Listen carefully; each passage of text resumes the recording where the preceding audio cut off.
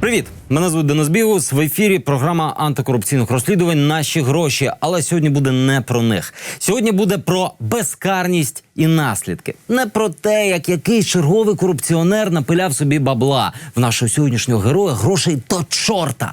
А про те, як вони, гроші, дозволяють йому гидити на всіх.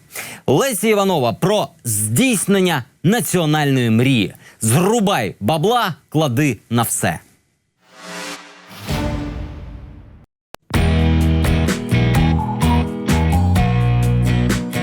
Київський парк Феофанія – 150 гектарів облагородженого лісу і ландшафтного парку.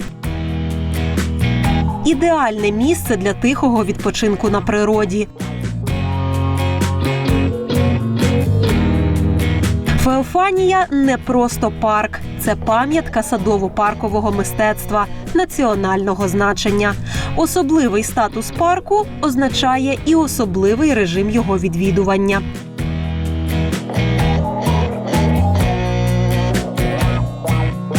У парку є власний перелік правил поведінки. І найперше правило в цьому переліку – жодного автомобільного транспорту. Їздити тут мають право тільки велосипедисти.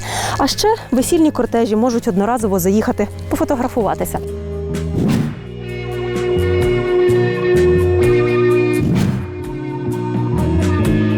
Для решти проїзд і стоянка тут заборонені.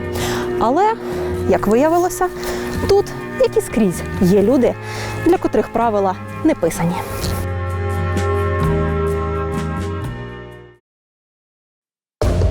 Полетел на огромной скорости.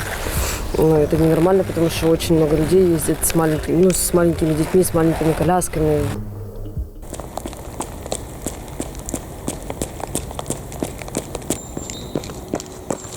Ще взимку ми зрозуміли, що правила тут діють лише для простих смертних. Затишне і тихе місце для відпочинку різко перестало бути затишним і тихим, коли прямо у нас із-за спини вискочив дуже непростий тонований Мерседес Кубік. А одразу за ним іще один. Літає. Прямо посеред парку мчать два чорні мерседеси з однаковими номерами 0330. І мчать вони тут регулярно. І взимку, і влітку. Не дай бог ребенок вырвется из руки мамы и убежит, и он пролетит и собьет, не дай бог. И если он там лучший друг президента и настолько богатый человек, то он за это не ответит. Друг президента і третя найбагатша людина в країні – Юрій Косюк. Чорні мерседеси належать його агрохолдингу. Мільярдер, який після революції потрапив у керівництво адміністрації президента Порошенка. Пізніше став його позаштатним радником. А мерседеси Косюка почали ганяти парком попри усі заборони.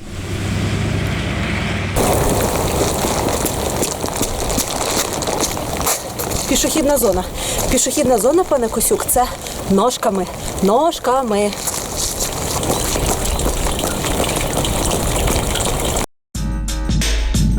Сніг потроху танув, а звичка Косюка носитися парком – ні. Ось знову один із кубіків. Цілий день туди-сюди по парку. Як у тому мультику – і входить, і виходить. А часто видите їх? Да. Ну, прямо от регулярно, да? Да, практически. Знаєте, хто це їздить так? Там Косюк живе. Ну, понятно, що десь звідти. Ну, ж розумієте, що це дорога не просто так, якби, така красива для парку. Чому автівки Косюка ганяють по парку, як у себе по подвір'ю, здогадатися неважко. По один бік закритої паркової зони мільярдер Косюк збудував будинок. Тобто як будинок, скоріше королівську резиденцію. А по інший бік цього самого парку розташований його офіс. Ось у цьому приміщенні сидить агрохолдинг Косюка «Миронівський хлібопродукт», більш відомий як виробник курятини «Наша ряба». Тож заповідна зона парку – то просто найкоротший і найшвидший шлях для Косюка з дому на роботу. У прямому сенсі слова – навпростець. І не лише для самого Косюка, а й для його рідні, гостей та колег. Машини з палацу гасають парком постійно. Ось новенький електросуперкар «Тесла». Таких у гаражі Косюка аж 2. Номери улюблені 0 і 3. Одразу за нею уже знайомий кубік. Ці ж 2 машини того ж ранку нам вдалося зафіксувати і в маєтку Косюка. Ось синя «Тесла» заїжджає на парадні ворота до самого маєтку.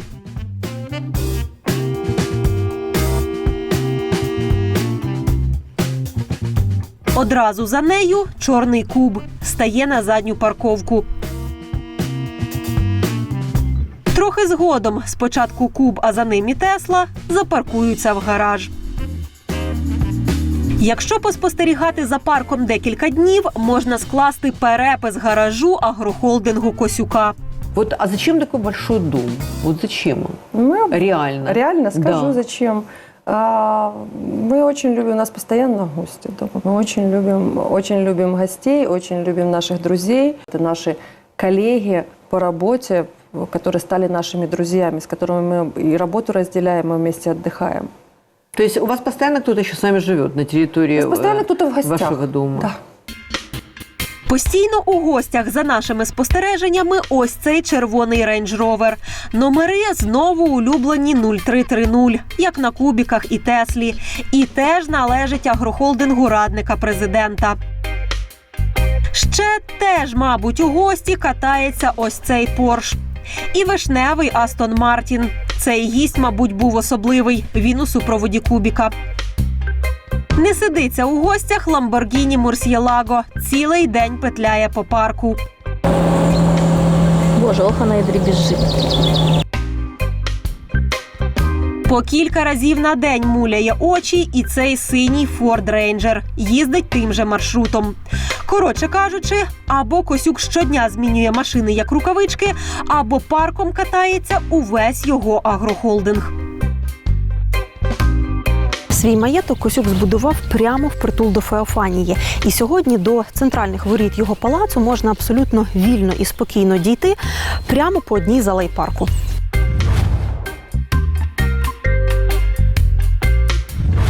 Ось, будь ласка, жодних проблем.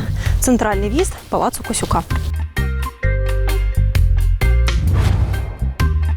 Але ця логіка спрацьовує і в зворотній бік.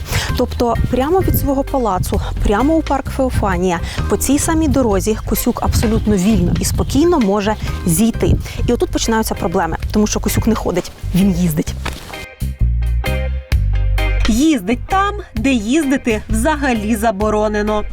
Не дай бог ребенок вырвется из руки мамы и убежит, и он пролетит и собьет, не дай бог.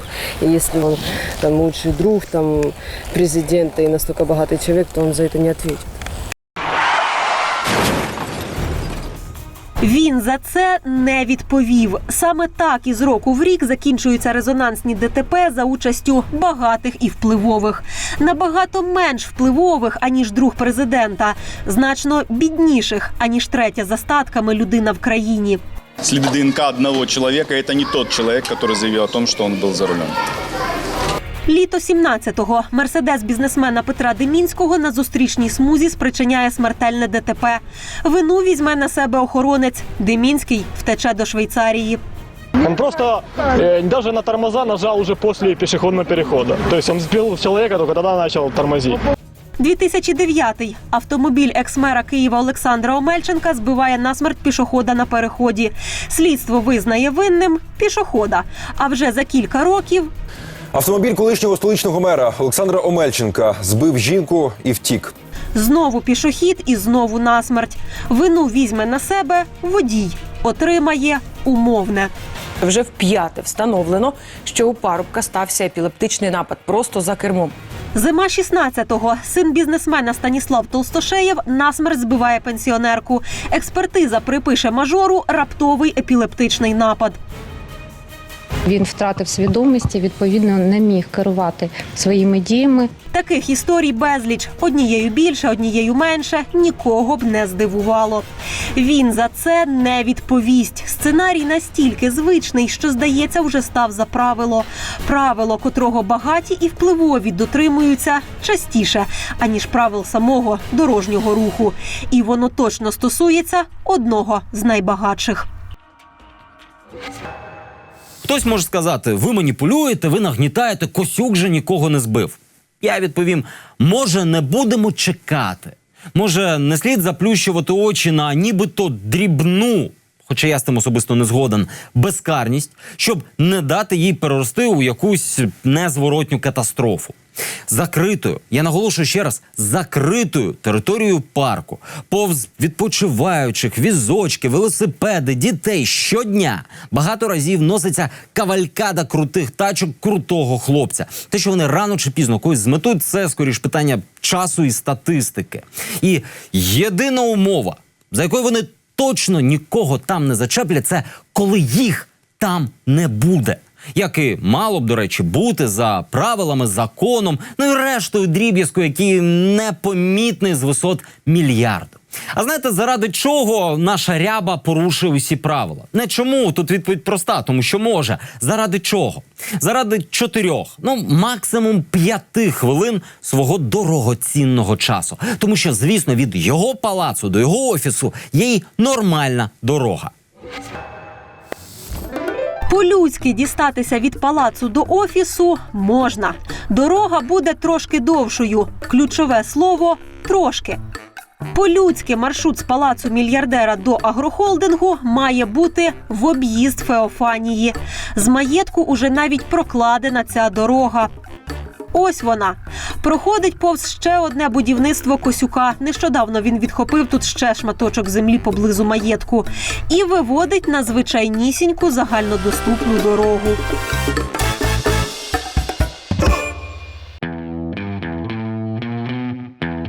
Якщо спробувати поїхати по-людськи, тобто в об'їзд, то одразу розумієш, чому Косюк так не їздить. Давай на таймер.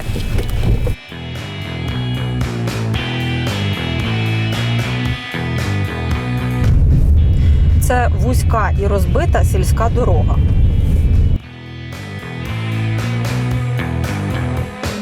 Далі вже не така розбита, але все ще вузька, тобто зараз доводиться когось об'їжджати.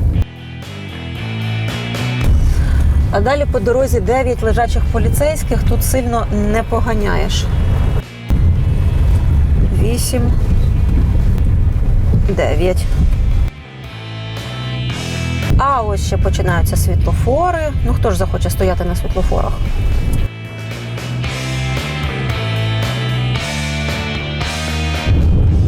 «9 хвилин до Миронівського хлібопродукту».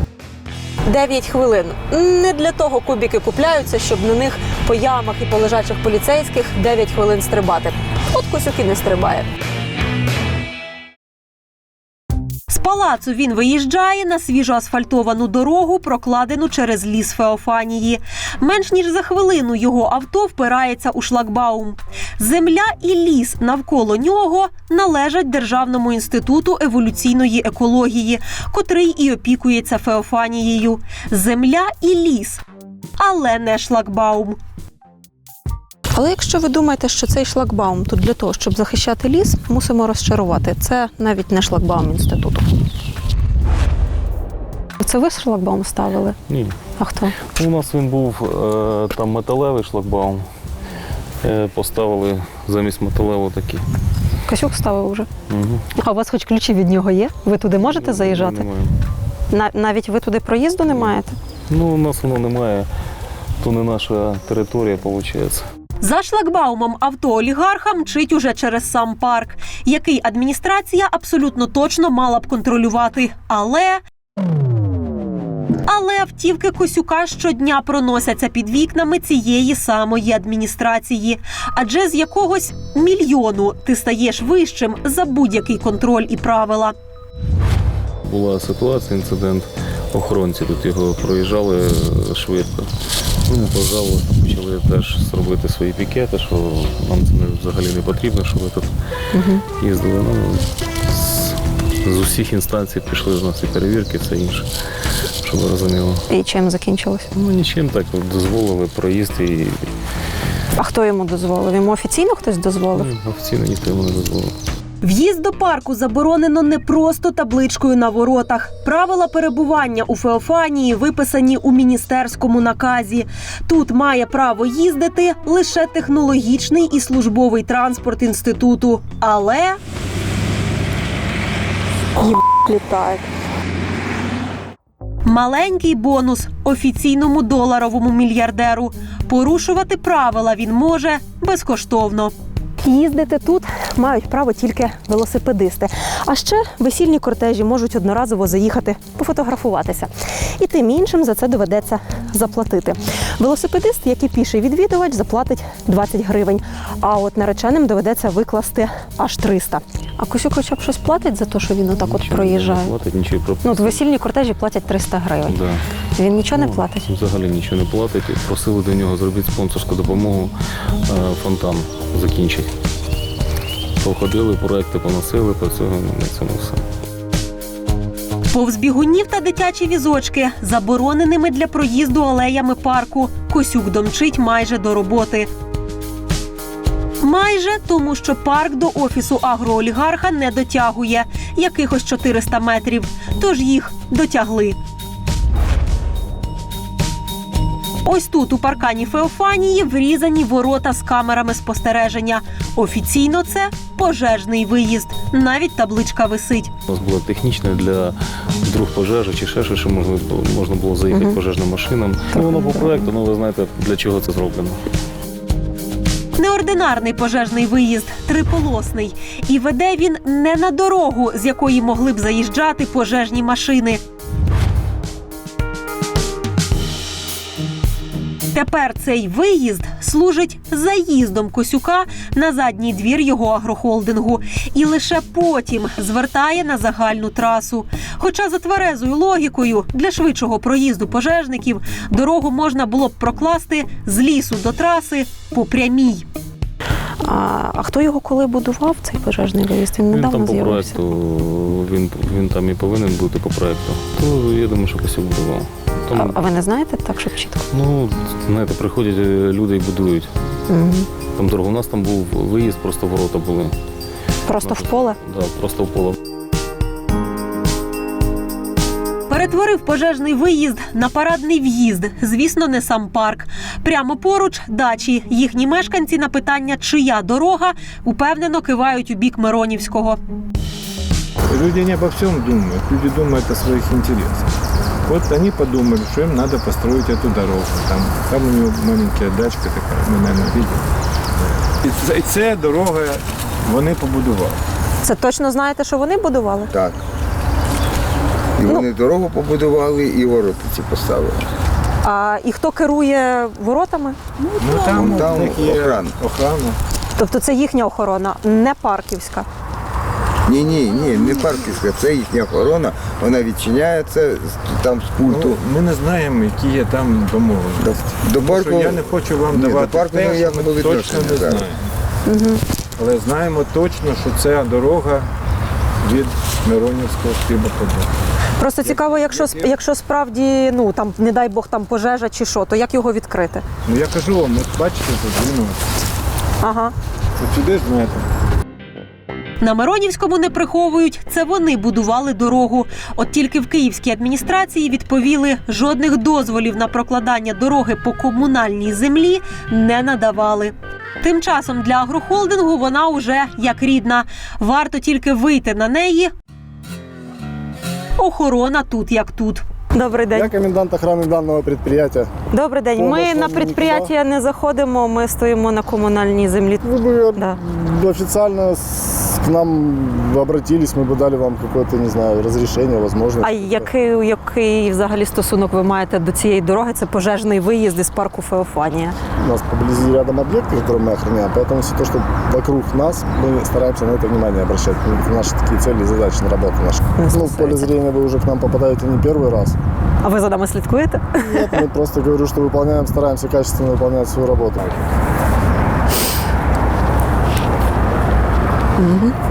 Тобто дорога типа не їхня, але охорона їхня тут вибігає зразу. Тобто, що ми маємо? Мільярдер будує під парком палац. Мільярдер будує над парком офіс. Між палацом і офісом є загальна дорога. Але їхати цілих 9 хвилин по паршивій загальній дорозі – не справа мільярдера. Справжній український мільярдер не покладе новий асфальт на загальній дорозі, щоб як прості смертні їздити за правилами. Щоб зекономити нещасні 5 хвилин свого мільярдерського часу, він швидше покладе 2,5 кілометри асфальту на парк з його правилами, на міністерство з його наказами, на КМДА з її дозволами, на адміністрацію парку, яка не в стані поставити на місце олігарха, і головне – на нас усіх і на нашу з вами безпеку. На наш запит від Косюка ми отримали письмову відповідь, яка мало в'яжеться з усім почутим і побаченим раніше. У Косюка переконують, що уклали договір з Інститутом екології про проїзд. А хто йому дозволив? Йому офіційно хтось дозволив? Офіційно ніхто йому не дозволив. Що за проїзд сплачують згідно цього нібито підписаного договору. А Косюк хоча б щось платить за те, що він отак от проїжджає? Не платить, нічого пропустить. Ну, от весільні кортежі платять 300 гривень. Да. Він нічого не платить? Взагалі нічого не платить. Що ані Косюк, ані його агрохолдинг не встановлювали шлагбаум. Косюк ставив вже. А у вас хоч ключі від нього є? Ви туди можете заїжджати? І на додачу, що олігарх виділяє власні гроші на покращення парку. Просили до нього зробити спонсорську допомогу, фонтан закінчить. Походили, проекти поносили, по цьому на цьому все. На гулянках у Куршавелі, далеко від українських законів і правил, Косюк вишиванковий патріот.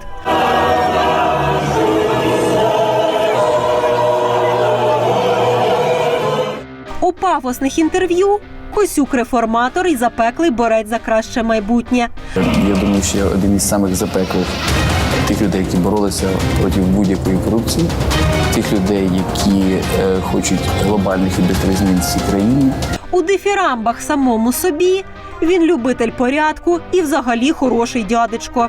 Якщо кожний коло своєї хати зробить такий порядок, який ми не зроблений отут, то Україна буде виглядати як Західна Європа.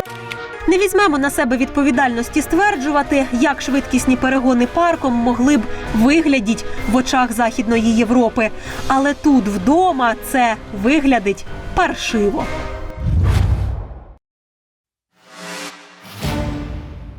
Я ще раз наголошую, так, це не сюжет про те, що ми всі звикли вважати нібито великою темою.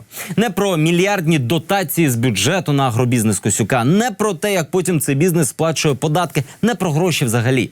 Це про безкарність і про ігри в елітку. Про те, що не можна будувати європейські реформи в країні з таким сміттям в голові. І вже точно не можна чекати, доки невелика безкарність призведе до неминучої тут катастрофи. Отак, тоді всі про це заговорять. Просто, а сенс вже буде пізно. Профілактика, друзі. Профілактика, вона важливіша за лікування. Хоч для людей, хоч для курей.